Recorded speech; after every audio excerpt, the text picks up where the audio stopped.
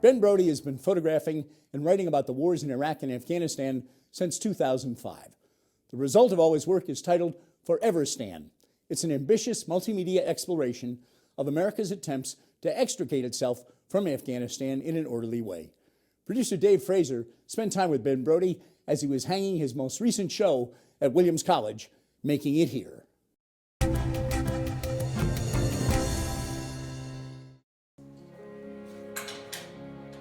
I got into photography in high school when I discovered that if I took pictures of sports, I didn't actually have to play sports. Towards the time when I was 20, 21, September 11th happened, and that sort of changed the way I thought of myself as a photographer. I wanted to get involved in telling stories and being a part of the news and photographing the story that I thought would be a pivotal moment in my generation. I saw this as really my time, like I need to go photograph in Iraq, see this firsthand. I didn't have any money and I didn't have any experience as a photojournalist. So what I did is I joined the Army as a combat photographer. When I was in Iraq with the military, I had access to everything from General Petraeus's briefings in Baghdad to infantry platoons fighting in Sadr City. So I took advantage of that. When I was there, I would go into these high-level briefings, figure out what was going on where, and then get on a helicopter and go. So some of the things I felt like I really wanted to focus on was the military's own messaging.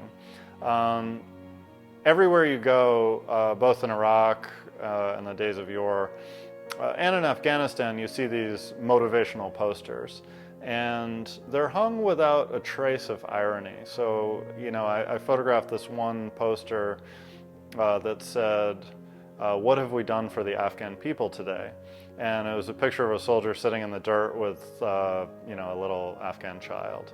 And the poster is hung on this blast wall topped with concertina wire. So you can see how the military's messaging turns on itself very quickly if you just take a small step back and photograph it for what it is. When I left Iraq and the military at the same time, there were these untold stories that I still felt really strongly about getting out there, from my perspective, from a former soldier's perspective. The first time I showed this work on a gallery wall, I was really hesitant to do so. I felt like, divorcing this work from its news context was kind of problematic.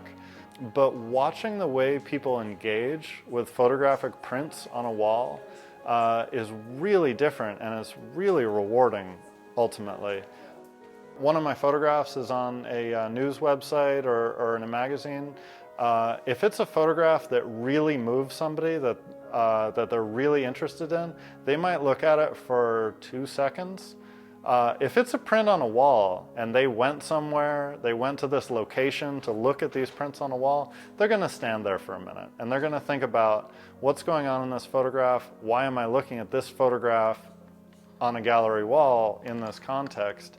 And I've gotten some fantastic questions from people at gallery talks, questions that make me think more deeply about what I'm doing and how I'm doing it, and make me understand my own work better than I did before. I wouldn't have gotten to where I am today without mentorship and training. And that comes from working in an environment with editorial oversight, with an editor who cares about whether you're safe or not, who cares about whether or not your photographs are good, and who cares about whether you're really thinking through your journalistic approach to the story you're doing. So that sort of mentorship has made me the journalist, photojournalist, photographer I am today.